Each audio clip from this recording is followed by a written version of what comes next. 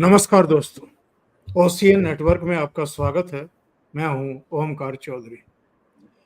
आज खास तौर से बात करेंगे बिहार की। बिहार में जो जानकारी आ रही है, मतदाताओं सूची का जो पुनरीक्षण का काम हो रहा है, उसमें अच्छी खासी तादाद में नेपाली, बांग्लादेशी, म्यांमार के लोग, ये सब थोक के भाव मिल रहे हैं। मतदाता सूची में और कई जिलों में ये सूचना आई थी, ना भूलें कि जितनी जनसंख्या है, जितनी आबादी है, उसके लगभग सवा गुना तक आधार कार्ड बने हुए हैं। और ये एक अलार्मिंग सिचुएशन थी।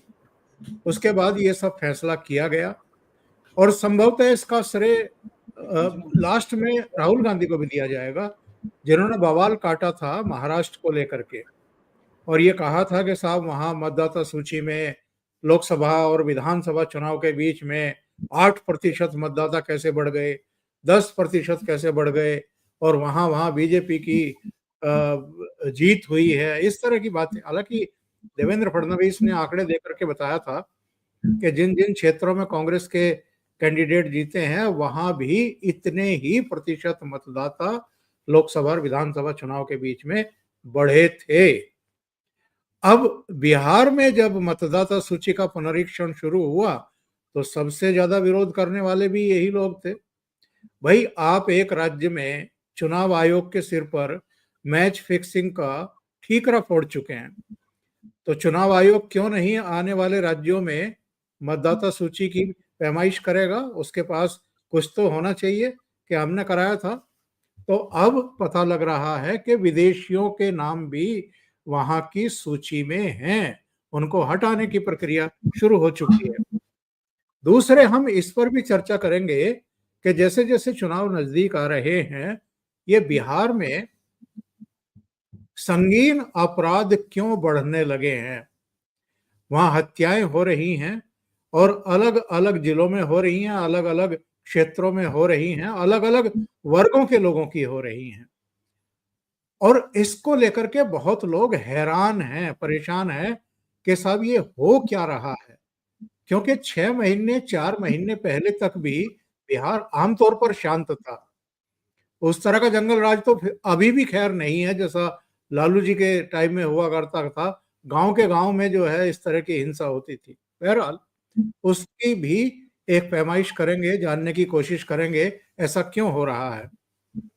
और तीसरे, जो राज्यसभा के लिए 4 चेहरे नामित किए गए हैं, उनके जरिए प्रधानमंत्री क्या मैसेज भेजना चाहते हैं, ये भी जरा जानने की कोशिश करेंगे। लेकिन उज्जवल निकम को जब उन्होंने फोन किया तो उनसे पूछा, बल्कि चुटकी ली ठाकरे बंधुओं पर, उनसे कहा हिंदी में बात करें या मराठी में। और ऐसा कह के वो भी ठहाका मार करके हंसे और उज्जवल निकम भी ठहाका मार रहे थे। तो प्रधानमंत्री का अपना तरीका है चुटकी लेने का भी और अपनी नाराजगी जाहिर करने का भी, जो इस तरह की राजनीति पर, मैं कहूंगा क्षुद्र राजनीति पर उतारू है। मेरे साथ एक खास पैनल जुड़ रहा है आज, उनको जोड़ करके हम चर्चा को आगे बढ़ाएंगे। और इस पैनल में अभिषेक तिवारी पटना से, धीरेन्द्र पुंडीर दिल्ली से और वीरेंद्र नाथ भट्ट लखनऊ से जुड़ेंगे। तो तीनों को जोड़ करके हम चर्चा को आगे बढ़ाएंगे। आप तीनों का बहुत स्वागत है। नमस्कार। नमस्कार। सभी बुजुर्गों को प्रणाम। जो अभी युवा जी को मेरा प्रणाम। जो अभी शैतानी कर रहे हैं उन्हीं के पास चलते हैं सबसे पहले। तो मुझे तो कह सकते हैं, मेरे सफेद बाल हो रहे हैं, मुझे तो कह सकते हैं, लेकिन बाकी के नहीं, तो अभिषेक तिवारी मेरे ख्याल से दत्तात्रेय गोत्र के ब्राह्मण तो नहीं है। नहीं, दत्तात्रेय गोत्र के कौल ब्राह्मण नहीं है सर। अच्छा, तब ठीक है। तब आप सामान्य व्यक्ति है। Then you are normal। इसीलिए मैंने एक बार में सबसे आशीर्वाद ले लिया सर। सभी लोगों से आशीर्वाद लेना, थोड़ा सा और फलेंगे फूलेंगे बड़े होंगे आप लोग के आशीर्वाद से। तो अभिषेक से जानने की कोशिश करते हैं कि भाई बिहार में हो क्या रहा है? अचानक इतने अपराध क्यों बढ़ रहे हैं? और जो मतदाता सूची के पुनरीक्षण का काम हो रहा है, उसमें विदेशी नाम क्यों मिल रहे हैं? जी, अभिषेक। आपके सभी दर्शकों को प्रणाम, नमस्कार, जय श्री राम। जैसा अभी हम लोग बात भी कर रहे थे कि ये जो किलिंग्स है मोस्टली पॉलिटिकल किलिंग है, इंडिविजुअल किलिंग है, और इस तरह का ये मतलब जो एक वेल पॉलिटिकल ऑर्गेनाइज्ड क्राइम था, जिस प्रकार से लालू जी के जमाने में अपहरण उद्योग चलता था, वो सारी घटनाएं नहीं है ये। देखिए, आज बच्चा संत कैरेंस, संत माइकल्स, डीपीएस में पढ़ने जाता है, उस तरह की चीजें नहीं है कि डीपीएस से पढ़ते हुए लौट रहा है कोई किसले और उसे उठा लिया गया। देखिए, 100% अपराध समाप्त नहीं होता। 80% अगर लालू प्रसाद यादव के रीजन में 100% था, तो उसको कहिए कि अभी 20% है। मैं स्वयं रात को 11-12 बजे सर पटना में क्रिकेट खेल के आता हूँ। जो हम लोग टर्फ पर जाते हैं खेलने, वो 9:30 बजे का शो करने के बाद में जाता हूँ सर। सोचिए, मतलब 10 बजे मैं क्रिकेट खेलने रात को जाता हूँ और रात को 12 बजे लौटता हूँ। और उससे पहले छोटे-छोटे 8-10 साल के बच्चे वहां पे हॉकी और फुटबॉल का प्रैक्टिस कर रहे होते हैं। बिहार का बदलाव बहुत जबरदस्त हुआ है। अभी विमेन्स टीम पूरे एशिया भर की आई हुई थी राजगीर में हॉकी मैच खेलने। उन्होंने कहा कि इंडिया में जितने भी हॉकी के स्टेडियम हैं, टर्फ हैं, उनमें से वन ऑफ द सबसे फाइनेस्ट बनाया है नीतीश कुमार ने। सब बहुत अच्छे से हुआ। तो अभी इलेक्शन है और इलेक्शन के टाइम में राजनीति का एक हिस्सा भी है।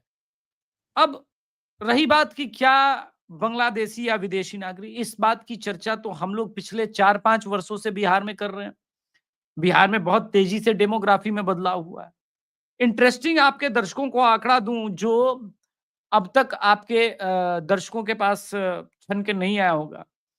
जिस प्रकार से ऑनलाइन आवेदन दिए जा रहे हैं रेसिडेंस प्रूफ के लिए, अकेले सिर्फ किशनगंज से पिछले 1.5 महीने में 1.5 लाख से ऊपर लोगों के हैं सर, जबकि ये एवरेज 10,000 से ऊपर का होता नहीं है। मतलब वेल ऑर्गेनाइज्ड ढंग से किसी का निवास प्रमाण पत्र बनाया जा रहा है। और ये सिर्फ किशनगंज में नहीं है सर, ये जंप आपको, आप लोग खुद आपके दर्शक साइट पर चले जाएं, ये जंप आपको अररिया में दिखता है, किशनगंज में दिखता है, कटिहार में दिखता है, और सीमांचल के बाद भी अगर आप जाएं तो ये आपको जंप मधेपुरा में दिखता है, ये जंप आपको दरभंगा मधुबनी में भी दिख रहा है। This is unreal. तो मुझे लगता है कि ये जो प्रोसेस है, इससे दुखी होना महागठबंधन का बहुत स्वाभाविक था। उन्हें समझ में आ गया, एक अभी एस्टिमेटेड डिटेल आया है थर्ड पार्टी के द्वारा कि जो असम में, बंगाल में, बिहार में ये जो पूरा सर्वे चलेगा और तमिलनाडु में, एस्टिमेटेड है कि भारत में 3 करोड़ वोटर कम हो जाएंगे। और ये बताने की आवश्यकता नहीं है कि 3 करोड़ वोटर कौन कम हो रहा है, ये बहुत बड़ा नंबर हो जाएगा सर। बंगाल में ये ना भूलें, धीरेन्द्र सर तो ग्राउंड पर गए थे, सीटों को हम छोड़ दें, मात्र 50 लाख के वोटर का अंतर था सर। सीट का अंतर बहुत दिखता है, लेकिन वोट का अंतर जो था वो लगभग 50 लाख का टोटल था। कितनी गंभीर परिस्थिति है। ऐसे में महागठबंधन बंद करेगा, ये सारी चीजें करेगा, लेकिन बिहार वोट कैसे करेगा? बिहार वोट करेगा नरेंद्र मोदी जी के विजन के ऊपर, नरेंद्र मोदी जी के दृष्टिकोण के ऊपर, इंटरनल सिक्योरिटी के ऊपर। और बिहार हर उस मुद्दे को पकड़ता है जो राष्ट्रीय भी हो, अंतरराष्ट्रीय भी हो। ये बिहार की वोटिंग का एक दिलचस्प पहलू है। बिहारी को मैं इसलिए सबसे बुद्धिमान वोटर कहता हूं क्योंकि बिहार में अखिलेश यादव और योगी के बीच में चुनाव नहीं है। बहुत इजी हो जाता है इस प्रकार का जब चुनाव करना हो तो। एक तरफ लॉ एंड ऑर्डर के को एस्टैब्लिश करने के बेताज बादशाह हैं, और एक तरफ क्राइम और लाश जो पेड़ से लटकती थी और लड़कों से गलती हो जाती थी, वो वाले बेताज बादशाह हैं। तो बहुत क्लियर डिफरेंस है, तो चुनना आसान है। किंतु बिहार में तेजस्वी यादव और नीतीश कुमार के बीच चुनाव कर, कि आपके लिए कम डेंजरस कौन साबित होगा? आयु हो गई है, फटीक फैक्टर के नाम पर बहुत सारी बातें होती है, लेकिन मैं अभी, मेरा जो तजुर्बा है, एक्सपीरियंस है नालंदा जाने का, नवादा जाने का, या अगर तिरहुत प्रमंडल में मैं बेतिया जा चुका हूँ, मोतिहारी से आ चुका हूँ, जहां से मनीष कश्यप भी बेतिया में चनपटिया विधानसभा से चुनाव लड़ने जा रहे हैं। ओमकार सर, बीजेपी का वोटर का बाद में बात करेंगे, लेकिन जो नीतीश कुमार का कोर समर्थक है वो इंटैक्ट है। एम फैक्टर मतलब महिला फैक्टर, महिला फैक्टर एनडीए के साथ जबरदस्त साथ में खड़ी है और इसका प्रभाव बहुत व्यापक होगा सर। ऐसा हो ही नहीं सकता कि चुनाव में वोट के समय इसका प्रभाव ना हो। जी बिल्कुल सही बात है। धीरेन्द्र जी के पास चलते हैं। धीरेन्द्र जी, 4 नॉमिनेशन हुए हैं राज्यसभा के लिए और इनमें चारों नाम बहुत ही सम्मानित हैं, नो डाउट। और इनमें उज्जवल निगम, मीनाक्षी जैन, सदानंद, ये नाम विशेष रूप से मैं लेना चाहूँगा। और अभिषेक शर्मा जो एनडीटीवी में बहुत लंबे समय से सेवाएं दे रहे हैं और बहुत सम्मानित पत्रकारों में से हैं, उनकी एक पोस्ट में देख रहा था, खास तौर से सदानंदन के बारे में उन्होंने जो लिखा है, उन्होंने लिखा है कि ये केरल के एक प्रतिष्ठित सामाजिक कार्यकर्ता, लेखक और शिक्षक हैं जिन्होंने समाज के वंचित वर्गों के अधिकारों के लिए अपना जीवन समर्पित कर दिया। वे विशेष रूप से दलितों, आदिवासियों, अन्य पिछड़े समुदायों के कल्याण के लिए किए गए कार्यों के लिए, संघर्ष के लिए जाने जाते हैं। एक शिक्षक के रूप में उन्होंने न केवल शिक्षा के क्षेत्र में योगदान दिया बल्कि सामाजिक जागरूकता और समानता की भावना भी छात्रों में पैदा की। बहुत लंबी पोस्ट है, लेकिन एक जिस्ट मैं बता देता हूं ताकि आपको बोलने का पूरा मौका मिल जाए। इनके साथ एक घटना हुई थी। एसएफआई का नाम आया था जब इनके ऊपर हिंसा हुई थी। इनके दोनों पैर काट दिए गए थे और ये एक कृत्रिम पैरों के साथ चलते हैं। एक जनसभा में नरेंद्र मोदी ने इनको अपने साथ खड़ा करके इनके बारे में जानकारी दी थी। ऐसे व्यक्ति को राज्यसभा में भेजने का संदेश और संकेत क्या है? उज्जवल निगम, मीनाक्षी जैन, ये दोनों पर भी मैं आपकी टिप्पणी चाहूंगा। नहीं भूलना चाहिए उज्जवल निगम ने किस तरीके से कसाब को फांसी के फंदे तक पहुंचाया था और मीनाक्षी जैन के बारे में आप डिटेल बताएंगे ही, उनका कितना बड़ा कंट्रीब्यूशन है और किस तरह का जो एक नैरेटिव एक्चुअल में हमारे देश में बनाया जाता रहा, उसको काउंटर करने में उनकी कितनी बड़ी भूमिका रही है। तो मैं शुरुआत करता हूं। दरअसल ये बड़ा इंटरेस्टिंग था। आज 13 जुलाई है। 13 जुलाई कश्मीर में वहां शहादत के नाम पर, शहीदों के नाम पर नक्शबंदिया बाग में जाया जाता है और वो ये बताता है, ये इसी तारीख पे आज मीनाक्षी जैन वहां बनी है राज्यसभा की मेंबर। यानी एक जो इतिहास का नैरेटिव हम लोगों को दिखाया जाता है और उसके काउंटर में जो इतिहास है, आज दोनों आमने सामने थे। क्योंकि 13 जुलाई को मैं इसलिए जिक्र कर रहा हूं क्योंकि 1931 को घाटी में पहली बार एक इस्लाम खतरे में है, पथराव, हिंदुओं के घर लूटना, ये तमाम चीजें हुई और वो लोग जो वहां इस्लाम के लिए जेल पर जो हमला हुआ था, जो वहां नमाज पढ़ने की जरूरत हुई थी और चूंकि एक 27 जून को वहां एक रैली हुई थी, माफ करना मैं इसलिए थोड़ा सा उधर जा रहा हूं, अगर आप कहें तो समय है तो मैं उसको बताऊं क्योंकि बड़ा इंटरेस्टिंग। हाँ, मतलब उसका संक्षेप में जिक्र कर दीजिए बस। आप चलिए, मैं ये बता सकता हूं कि वहां वो जो हम लोग नैरेटिव देखते हैं उसका कोई अर्थ आज की तारीख में नहीं। आज तमाम पार्टियों ने वहां, फिर उन्होंने जो कश्मीरी पार्टियां हैं वहां जाने के लिए प्रशासन ने प्रतिबंध लगाया, सरकार ने छुट्टियां रद्द की और ये उस इतिहास के नैरेटिव का कमाल है जो हमेशा से मीनाक्षी जैन सामने रखती रही हैं। पहले मैं वहीं से शुरू करता हूं। सी सदानंदन, आपने उनका कहा, दरअसल इनकी पूरी फैमिली, ये कन्नूर जिले के हैं, आप समझ रहे होंगे, ये वो इलाका है मालाबार का जहां सबसे ज्यादा कम्युनिस्ट प्रोन हुआ करते थे। और उस वक्त चूंकि भारत उस समय सोशल मीडिया से नहीं जुड़ा हुआ था, यानी जो अखबार बता रहे थे वही सच था और अखबार जो छप रहे थे केरल से, वहां आप सोच रहे होंगे कि किस तरह छप रहे थे। क्योंकि कम्युनिस्टों की और नक्सलियों की एक बहुत शानदार आदत है कि वो कानून और संविधान सबका सहारा लेके सबसे पहले अभिव्यक्ति का गला घोटते हैं। सबसे पहले हिंसा उनके कैरेक्टर का एक हिस्सा है। तो वहां वो उनका परिवार जो है, इनके फादर टीचर थे और ये भी एक कम्युनिस्ट पार्टी ऑफ मार्क्सवादी के सीपीआईएम के बहुत कट्टर समर्थक थे। लेकिन इन्होंने एक फिर कवि जो वहां बहुत ही जबरदस्त, उनके भारतीय दर्शनंगल एक कविताओं का पूरा संग्रह था, जिससे उन्होंने लगा कि नहीं, भारत में कोई अल्टरनेट भी है। और वो धीरे धीरे आए 1984 में वो आरएसएस में शामिल हो जाते हैं। और यहां से क्योंकि वो शामिल हो गए हैं, तो इसके बाद तो फिर कम्युनिस्टों के लिए उस वक्त, आप अभी जब ये हालत देख रहे हैं तो आप ये सोच सकते हैं कि उस समय क्या हालत रही होगी। और पूरे ठीक 10 साल बाद वो 25 जनवरी 1994 को, लगभग 30 साल की उम्र थी उनकी, वो मट्टनूर के पास एक जगह बस से उतर के अपने घर जा रहे थे कि अचानक सीपीआईएम के कार्यकर्ताओं ने हमला कर दिया, उनके दोनों पैर काट दिए, सड़क के किनारे खून बहता रहा और वो पड़े रहे। और ये एक चेतावनी थी जो उस वक्त आरएसएस में जा रहे थे। कम्युनिस्टों में बहुत सारे लंबे समय तक अपने काडर को अगर वो हिंसा पर ना उतारू हो तो रोकने का कोई कारण नहीं होता। सर ओंकार सर, हम लोग, मैंने कल भी आपके साथ जब मैं चर्चा में तो मैंने कहा था कि जब हम पढ़ते थे तो कहा जाता था कि जो 25 तक कम्युनिस्ट नहीं हुआ उसमें दिल नहीं है, और जो 25 के बाद भी रह गया उसमें दिमाग नहीं है।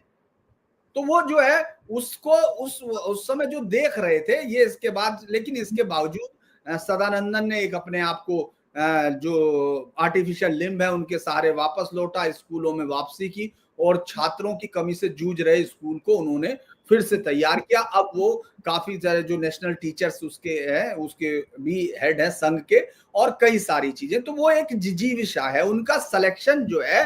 जब वो, आप ये सोचिए कि जब संसद में वो शख्स जिसके दोनों पैर कम्युनिस्टों ने काट दिए हों, वो एक वहां खड़ा होता है, तो इससे बड़ा मैसेज आप क्या देना चाहेंगे कि कम्युनिस्टों की हिंसा का क्या अर्थ है? कम्युनिस्टों की जो अर्बन नक्सलिज्म का जो हम लोग कल भी जिक्र कर रहे थे, उसके क्या मायने हैं? वो सदानंदन जीवित प्रतिमूर्ति वहां उसके गवाह होंगे।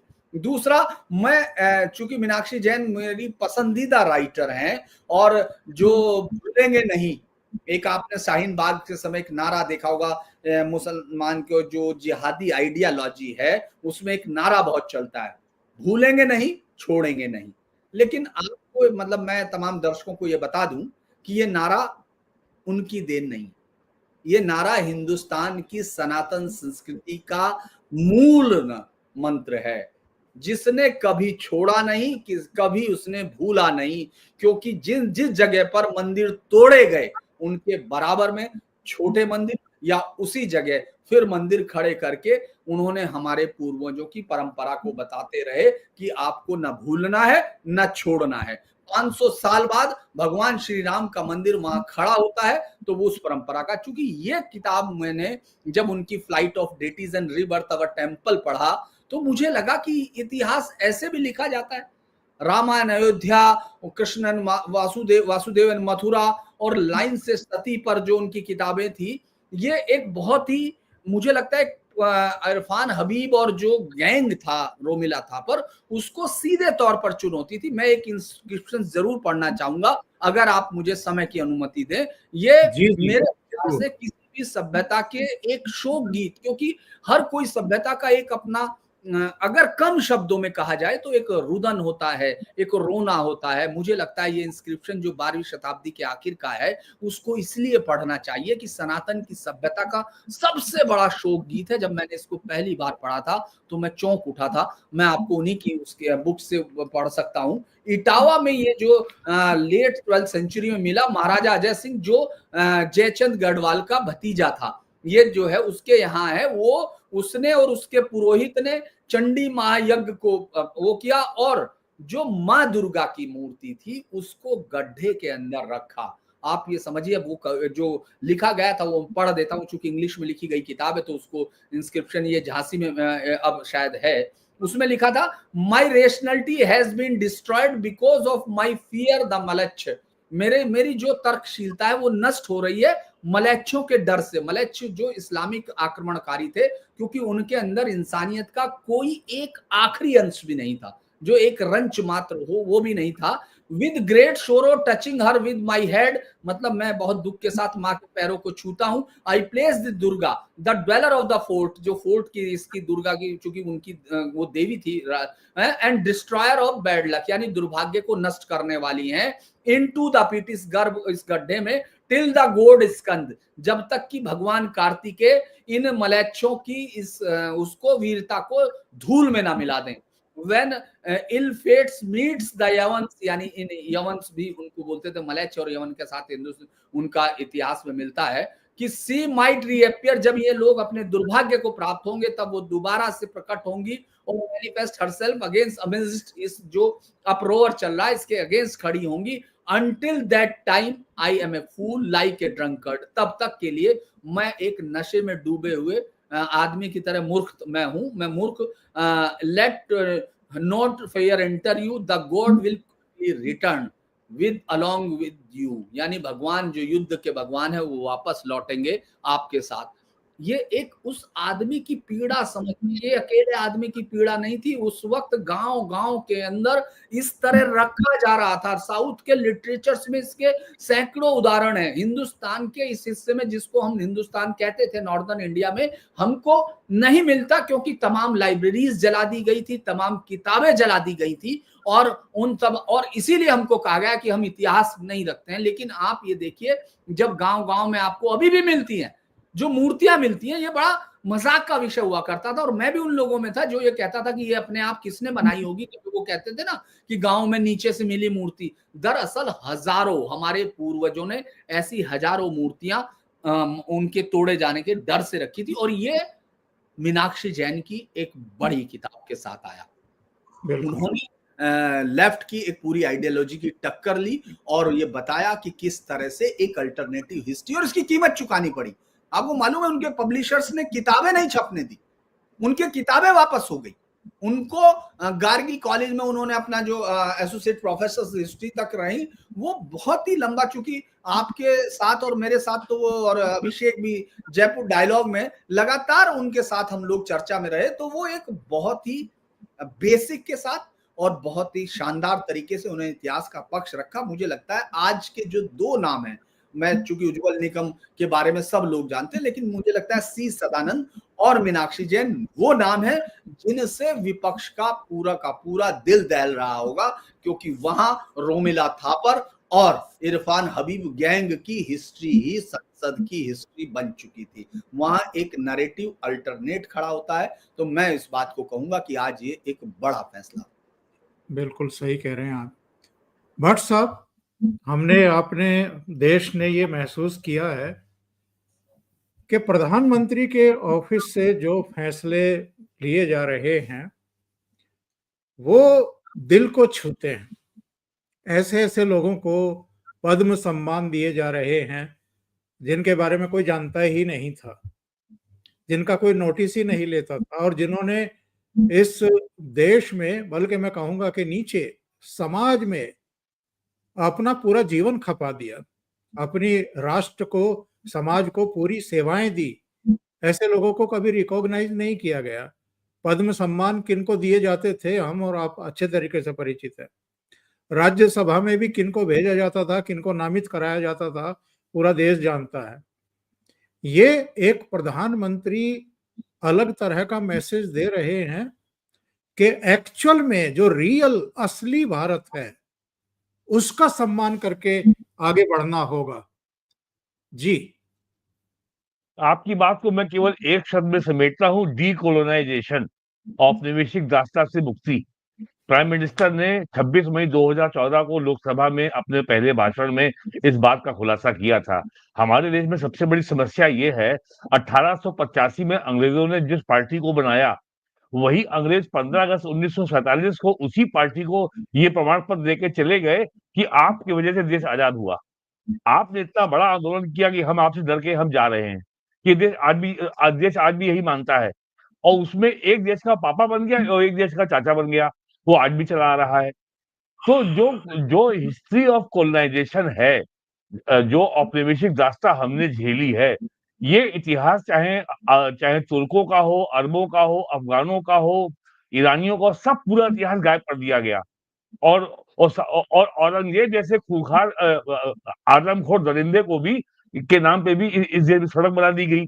तो डीकोलोनाइजेशन का जो प्राइम मिनिस्टर का जो अभियान है, आज 11 साल लग गए प्राइम मिनिस्टर को इतिहास में इतनी बड़ी सार्थक हस्तक्षेप करने में कि मीनाक्षी जैन, जो टाइम्स ऑफ इंडिया के मशहूर एडिटर गिरिलाल जैन की पुत्री हैं, उनको ये आज ये और तुर्को यानी जिनको यह मुगल कहा जाता है, उनके जमाने में उत्तर भारत ने क्या अत्याचार झेला, अगर उसके बारे में सबसे प्रामाणिक अगर किसी ने लिखा है तो ये मीनाक्षी जैन ने लिखा है।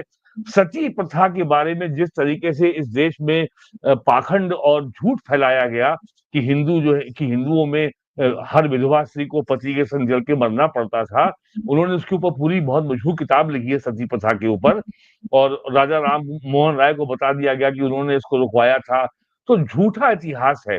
और ये कोलोनाइजेशन की हिस्ट्री खाली हमारे देश में नहीं है, ये समस्या हर जगह है।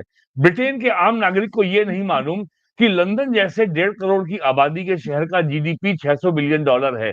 यूपी का जीडीपी केवल $250 बिलियन है और यहाँ की आबादी 24 करोड़ से ऊपर है। तो आज जब शशि थरूर ने इसके ऊपर किताब लिखी, कांग्रेस के एमपी ने, और ऑक्सफोर्ड यूनिवर्सिटी यूनियन के एड्रेस में भाषण दिया कि कैसे अंग्रेजों ने देश को, भारत को लूटा, नंगा किया, खून चूसा, और कैसे स्कॉटलैंड और इंग्लैंड में कैसे जो है असमृद्धि आई। और उसके बाद एक किताब लिखी विलियम डैलम पाइल ने, द डार्क एजेस। तब ये एहसास हुआ ब्रिटेन के लोगों को कि हम क्या हैं। अमेरिका के पहले यूरोपियंस ने वहां के मूल आबादी का करोड़ों लोगों का समूल नाश कर दिया, एनिहिलेट कर दिया। अमेरिका का आदमी ये नहीं जानता कि हम यहाँ के मूल निवासी नहीं है, ये सब वहां यूरोप से आके बसे हुए लोग हैं, जो आज वहां का बहुमत है लगभग 58%। ऑस्ट्रेलिया का लोग ये नहीं जानते कि वो यहाँ के मूल निवासी नहीं है। न्यूजीलैंड के में थोड़ी मावरी ट्राइब बची हुई है, लेकिन ऑस्ट्रेलिया में साफ हो गई है। तो भारत को डीकोलोनाइज करना, आज भी हमारा संविधान, उसके ऊपर बड़ी बड़ी बातें की जाती हैं। 90% तो वही है जो अंग्रेजों ने 1920 में, 1935 में जो गवर्नमेंट ऑफ इंडिया एक्ट बनाया था, केवल आपने उसमें जोड़ दिया, डायरेक्टिव प्रिंसिपल जोड़ दिया, और आपने उसमें जो है प्रेम्बल जोड़ दिया और फंडामेंटल राइट जोड़ दिया। बाकी पूरा संविधान आज भी वही है जो अंग्रेजों के जमाने में संवैधानिक व्यवस्था विकसित हुई थी। तो ये मामला इतना ज्यादा मल्टी लेयर्ड है, ये प्याज के समान है, परत दर परत छीलते चले जाइए, कोई आपको सार्थक चीज दिखाई नहीं पड़ेगी। तो ये काम नरेंद्र मोदी कर रहे हैं, और लोगों को ये ऐसा, और चूंकि मैं कोई बात भी कह रहा हूं, उसका अर्थ आप वही निकालेंगे जिसके बारे में कोई संदर्भ सामग्री आपके मन में, मस्तिष्क में पहले से मौजूद है। यदि आपके पास कोई संदर्भ नहीं है तो आपके ऊपर मेरी बात का कोई विशेष अंतर नहीं पड़ेगा।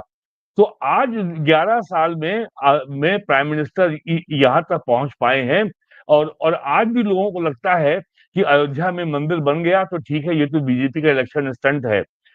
इसी महीने भारत सरकार ने घोषणा की, नेशनल सिक्योरिटी गार्ड का एक सेंटर अयोध्या में खोला जाएगा, लेकिन यूपी के लोगों में इसके प्रति कोई संवेदनशीलता नहीं। ठीक है, खुल गया, जैसे कोई थाना खुल गया। नेशनल सिक्योरिटी गार्ड का सेंटर अयोध्या में खुलना बहुत बड़ी घटना है, बहुत बड़ी बात है। वो केवल अयोध्या के मंदिर की सुरक्षा के लिए खोला जा रहा है।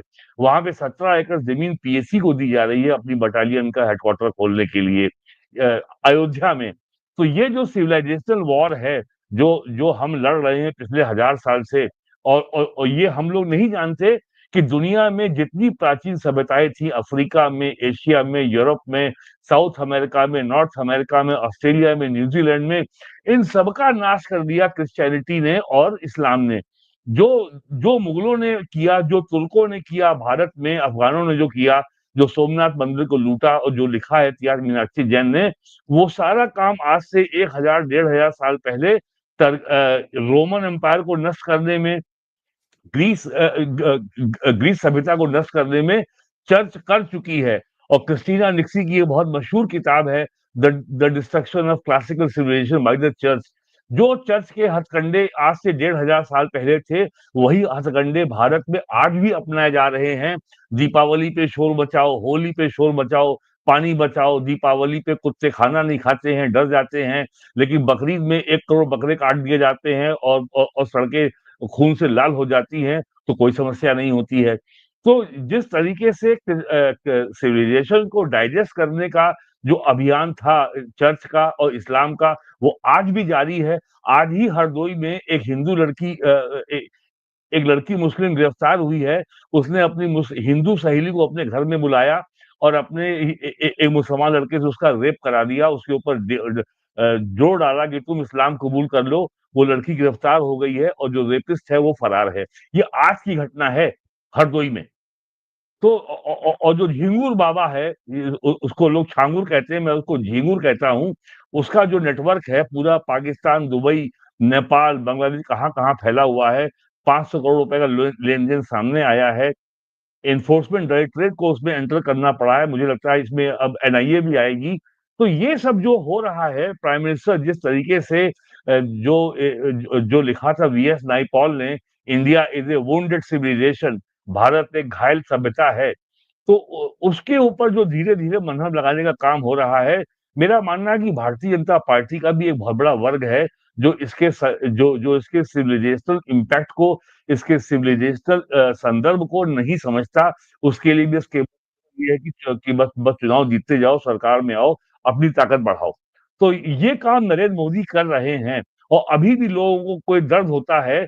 और एक बहुत बड़े जो है कॉलमिस्ट हैं, एक बड़े अंग्रेजी अखबार के, और वो प्रोफेसर रहे हैं, वो इतना हताश हो गए हैं।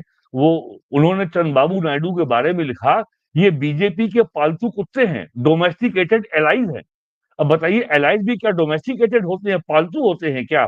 वो इतने, और एक और हैं जो दिल्ली के पास एक वामपंथी प्राइवेट यूनिवर्सिटी में प्रोफेसर हैं, वो भी इतना हताश हो गए हैं कि अब वो बहुत ही सभ्य और शालीन भाषा में ऐसे गाली देते हैं जैसे सेकेंड वर्ल्ड वॉर के बाद विंस्टन चर्चिल दिया करता था, these the bloody cannot stay together as a nation state, they will wither away. तो जो उसका जो एक स्नॉबरी थी विंस्टन चर्चिल की, वो मुझे आज दिखाई पड़ती है। और जो सबसे बड़ा काम जो आज हुआ, जो जो केरला के जो सदानंद मास्टर को, जो आज से 5 साल पहले प्राइम मिनिस्टर ने केरला में एक रैली एड्रेस करते हुए सदानंद का परिचय कराया था वहां की जनता से कि इनके संग कम्युनिस्टों ने क्या किया। और ये लोगों को मन में साफ ये बिठा लेना चाहिए, जो हजरत अब्राहम से जो 3 मजहब पैदा हुए, यहूदी, ईसाई, इस्लाम, जिनको कहा जाता है अब्राहमिक रिलीजन, वो चौथा मार्क्सवाद है। कभी भी मार्क्सवादी चर्च का जो देश को डिस्टेबलाइज करने का, या जो उनका सबवर्सिव एजेंडा है नॉर्थ ईस्ट में, सबको कन्वर्ट करो, आजकल नेपाल में चल रहा है, कभी इसके बारे में कम्युनिस्ट पार्टी वाले नहीं बोलते। बीजेपी बहुत खतरनाक है, लेकिन केरला का मुख्यमंत्री पिछले साल हमास का नेता सिनवार, जिसको इजराइल की सेना ने मार दिया, उसका वीडियो कॉन्फ्रेंसिंग से रैली हो रही है, बड़ा भारी स्क्रीन लगाया गया था वहां केरल में, और वो रैली को एड्रेस कर रहा था। Popular front of India SDPI का गढ़ है केरल। आईएसआईएस के सर्वाधिक रिक्रूटमेंट केरला से हुए हैं, और ये इतने मूर्ख हैं कि आईएसआईएस को फ्लोट किया था मोसाद ने, इजराइल ने, और उसमें सपोर्ट था सीआईए का, पैसा था और हथियार था सऊदी अरब का। और ये इतने मूर्ख हैं कि वो समझते हैं कि वो जाके इस्लाम की सेवा कर लेंगे। तो जैसा अभी कहा धीरेन्द्र जी ने, ये सब चीजें जो हैं देश के एजेंडा में लौट रही हैं। मीनाक्षी जैन नाम की कोई इतिहासकार देश में है। मीनाक्षी जैन ने कुछ जीवन में इतिहास पे शोध किया है, कुछ लिखा है, लोग जानेंगे और लोग पढ़ेंगे। अगर मीनाक्षी जैन को पढ़ेंगे तो सीताराम गोयल को भी पढ़ेंगे, राम स्वरूप को भी पढ़ेंगे, और लोगों को पढ़ेंगे, और इतिहास उनको जानकारी होगी। तो अपनी सभ्यता से परिचय कराने का जो काम नरेंद्र मोदी पिछले 11 सालों में कर रहे हैं, लोगों को समय लगेगा, लेकिन धीरे-धीरे समझ में आएगा। 1000 साल से हम लोग लड़ रहे हैं, तो और अभी हमारे हाथ में सत्ता आए हुए मात्र 80 बरस भी नहीं हुए हैं, और वास्तविक रूप में सत्ता आए हुए अभी केवल 11 साल हुए हैं। मैं इसको 11 सेकंड मानता हूँ। तो 11 सेकंड में कोई क्रांतिकारी परिवर्तन आ जाएगा, ऐसा मानना भी जल्दबाजी होगी। लेकिन अभियान और संघर्ष जारी है। बिल्कुल सही है। अभिषेक जी, अभी 3 दिन पहले रांची में जो पूर्वी परिषद है उसकी अध्यक्षता कर रहे थे गृह मंत्री अमित शाह। जब ये बैठक में पहुंचे तो हमने और आपने देखा टेलीविजन पर्दों पर कि वहां के मुख्यमंत्री हेमंत सोरेन 60 डिग्री के अंश पर झुक करके उनको नमस्कार कर रहे थे, उनका अभिनंदन कर रहे थे, उनका स्वागत सत्कार कर रहे थे। और कौन नहीं जानता है कि अमित शाह के गृह मंत्री रहते हुए ही उनको जेल भी जानी पड़ी थी। इंडी अलायंस के बाकी घटक दलों के नेता हेमंत सोरेन से बहुत कुछ सीख सकते हैं। मैं ये नहीं कह रहा हूं कि ममता बनर्जी, राहुल गांधी या तेजस्वी या दूसरे लोग जो है वो 60 डिग्री के अंश पर झुक करके स्वागत सत्कार करें, लेकिन एक विनम्रता होती है, एक पद की गरिमा और मर्यादा होती है। बिहार में जो कुछ चल रहा है उस पर मैं तेजस्वी का बयान पढ़ रहा था। इन्होंने कहा है कि चुनाव आयोग एक पार्टी का सेल बन गया है। सेल बन गया है यानी चुनाव आयोग पर अटैक कर रहे हैं। अगर अरविंद केजरीवाल 3 बार दिल्ली में मुख्यमंत्री चुने गए, कोई ऐब नहीं था चुनाव आयोग में। इसी तरीके से भगवंत मान अगर पंजाब के मुख्यमंत्री बने तब भी चुनाव आयोग ठीक था। कर्नाटक, हिमाचल और तेलंगाना में कांग्रेस की सरकार है, चुनाव आयोग ठीक है। राहुल गांधी वायनाड और रायबरेली 2 सीटों से जीत करके आते हैं और लगभग 4-4 लाख से जीत करके आते हैं, चुनाव आयोग ठीक है।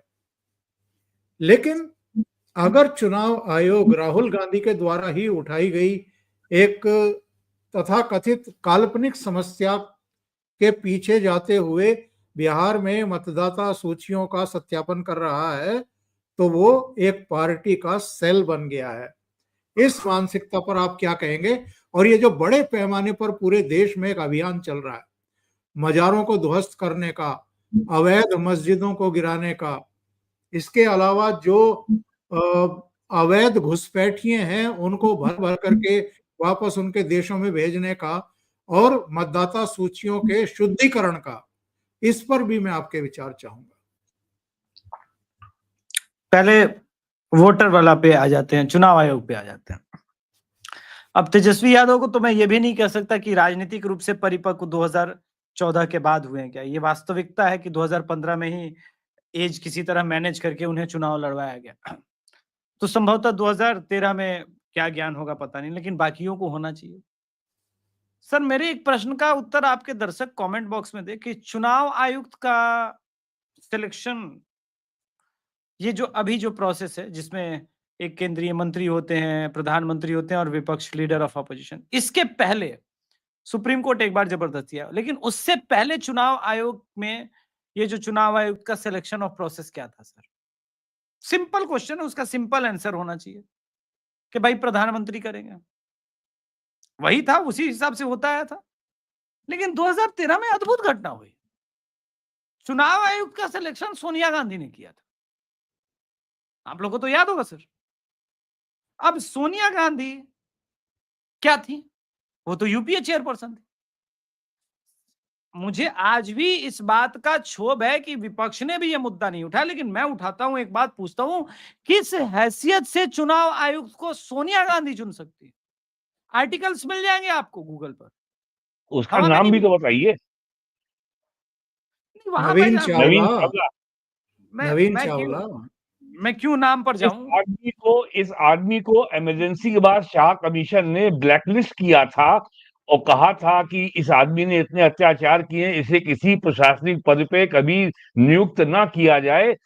और इतने दागी आदमी को कांग्रेस ने मुख्य चुनाव आयुक्त बनाया था, नवीन चावला को। मैं जाना नहीं चाह रहा था नवीन चावला जी के, क्योंकि विषय का विषयांतर हो जाता है, इसलिए मैं ये बस बताना चाह रहा था दर्शकों को कि भाई सोनिया गांधी ने किस हैसियत से चुना? मेरे इस सिंपल से प्रश्न का उत्तर मुझे कोई दे दे, पूरे भारत में कोई दे दे। किसी संवैधानिक पद पर तो नहीं है? सुपर प्राइम मिनिस्टर कोई पद तो नहीं है ना, ठीक है वो थी तो एकमात्र मनमोहन सांसद ही।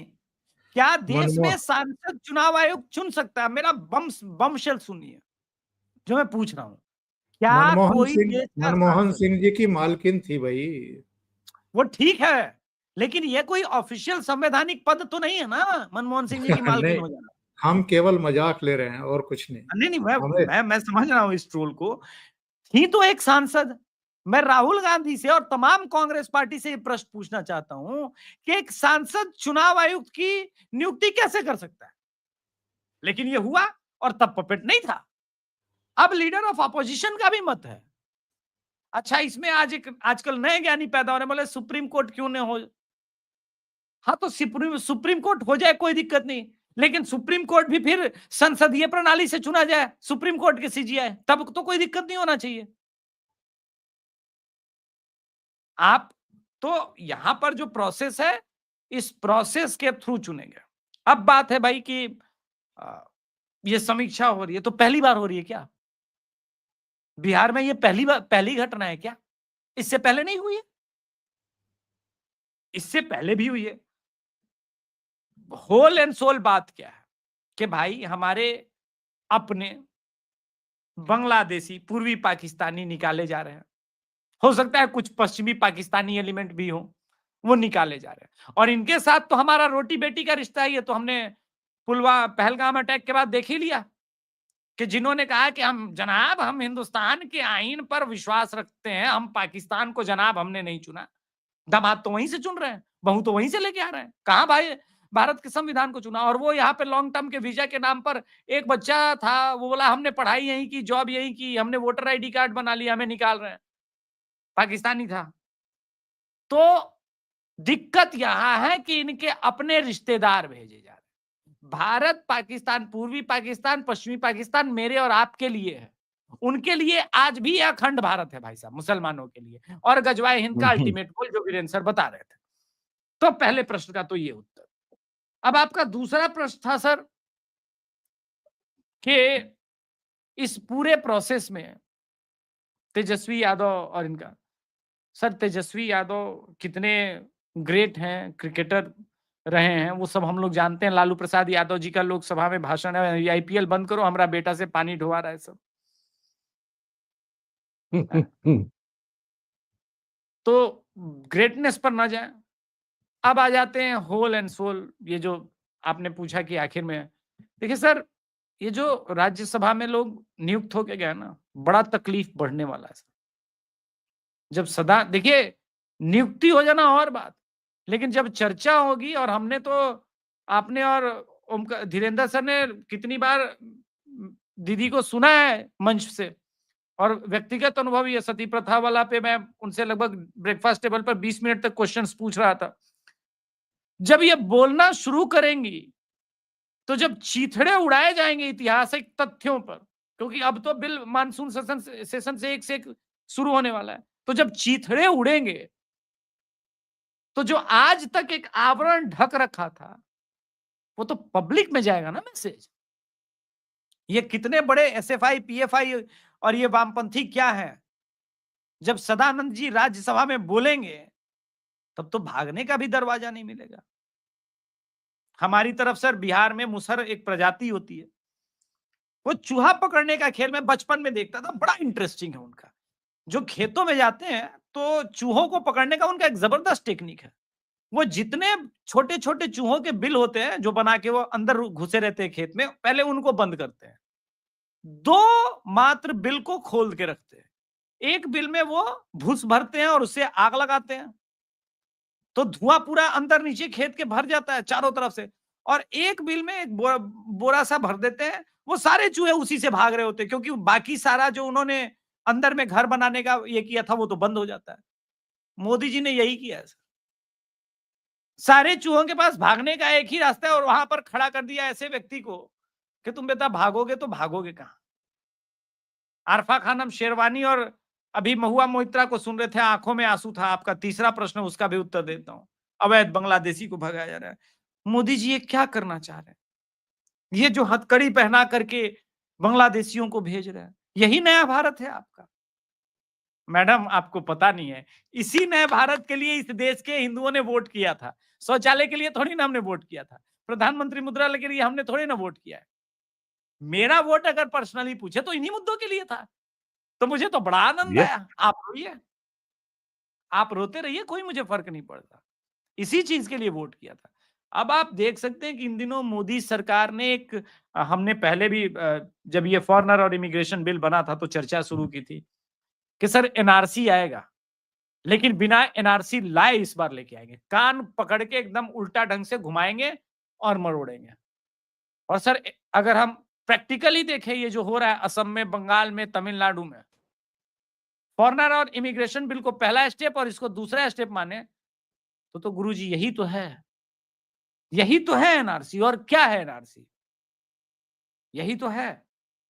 तो अब यहां तो कानून नहीं है, और जब कोई कानून नहीं है तो विरोध किसका करेंगे? हवा का तो विरोध नहीं कर सकते। दिक्कत यहां है गुरुजी, और इससे परेशानी है। बीइंग अ बिहारी मैं इस बात को समझ गया हूं कि नरेंद्र मोदी जी ने बिहार की राजनीति बदल दी तो देश का छोड़िए। बिहार अगर इस तरह से वोट करने लगा है मोदी जी को, और ये कोई ना कहे कि सिर्फ कास्ट पर जा रहा है, क्योंकि 2024 में जो वातावरण था बिहार कास्ट पे नहीं गया था, कंप्लीट मोदी पर गया था। यानी मोदी नहीं हारना चाहिए।